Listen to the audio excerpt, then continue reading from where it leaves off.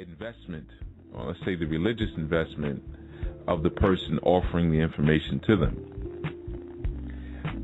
So I will actually answer the question for all those who potentially may want to ask it again. I have no religious investments. If there was anything that I would say would be any religion of mine, it would be truth. It would be family. My relationships tend to be more of a religious commitment that I undergo than anything else. But I certainly have no religion that one could define in any book, or that one could define in any of their own personal learning, because religion is a very personal thing. So whatever my religion is, it's one that I have personally defined, and my definition begins with I have no religion. So I only give those examples of what my religion could be based on one's external perception of what I've actually invested myself in. So this creates a blockage. This creates a blockage to learning. And this is something I've been dealing with for many years, speaking to various people, and because I'm one who has always enjoyed studying various religious viewpoints and various spiritual worldviews. Often there's been a aim and a campaign to get me to plant roots in whichever one I'm studying at the time by the we'll say that those who represent the authority in that particular system at that time. That's not going to happen. And I can definitely tell you, for those who've reached out and have expressed that desire, as far as your religious investment, I honor it, and I honor it because it is yours.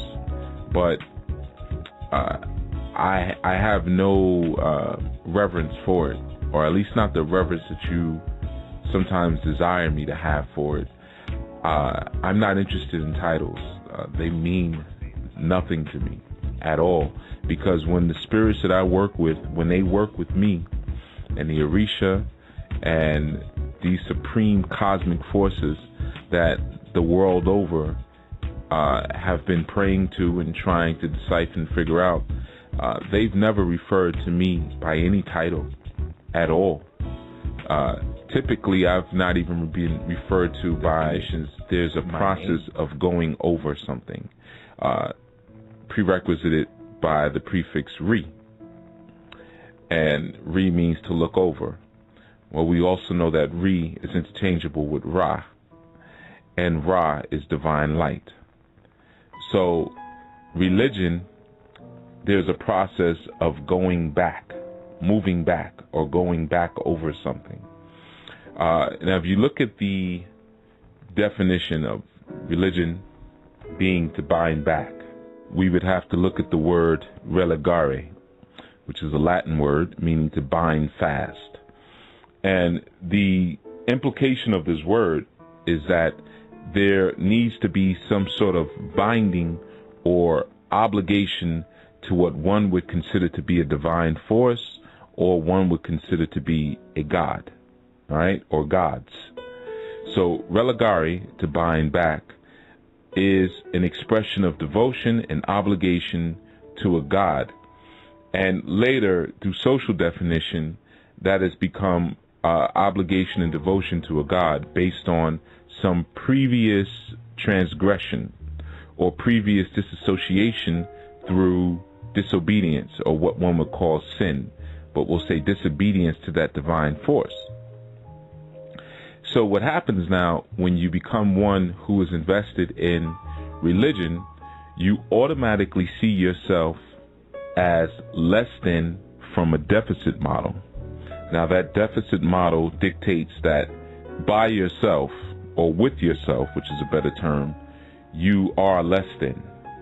There is something wrong with you, and you need to bind yourself in devotion and subjugation to a quote-unquote higher force in order to learn a moral code that will either birth a greater life for you, a greater destiny, or a greater afterlife for you. So, if this is your perspective, that's your perspective. I don't agree with that perspective in so much as in ancient times, there was no word for religion. The wording for religion and this social definition, as well as the etymological definition, really came about with the rise and the perpetuation of the Roman Empire. So we know that there's a close relation with the term religion and the form of Christianity or Euro-Christianity that many practice today. And again, be clear that I said Euro-Christianity. Okay. So already doing. So that's not research or study at all. That's just reaffirmation of a particular way, which again leads to one who's even more stiff and inflexible in their ability to take on new information, and of course their ability to transform and evolve.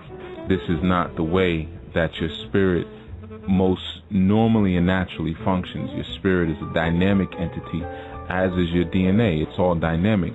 In doing these things, you actually crystallize yourself and you stagnate your process.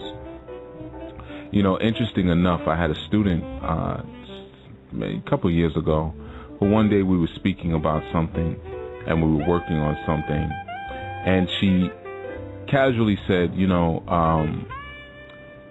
yeah, I'm doing all of this stuff and it's real interesting. You've been teaching me the lucid dreaming and I'm doing this.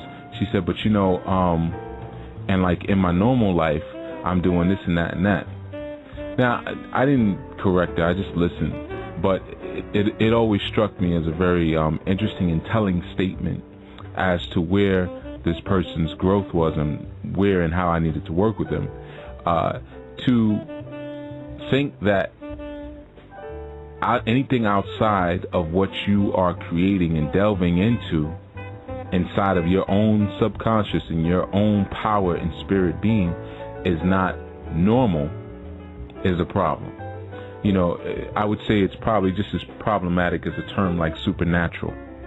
You know, we look at mysticism, spiritual gifts and spiritual revelations as something that's above nature or beyond nature, and not realizing that it's you at your most natural, purest state.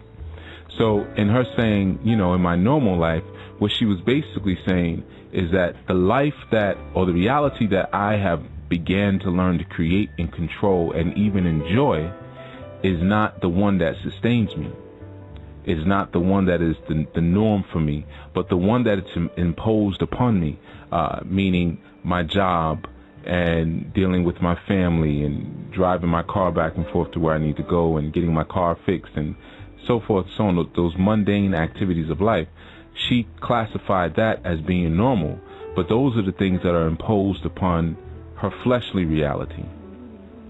But they're governed by how she navigates and governs herself in her spiritual reality, which is really closer to the normal life than the after effects of that work, or the shadows or the ripples that come later on. So that's one who was approaching this with more of a religious mindset.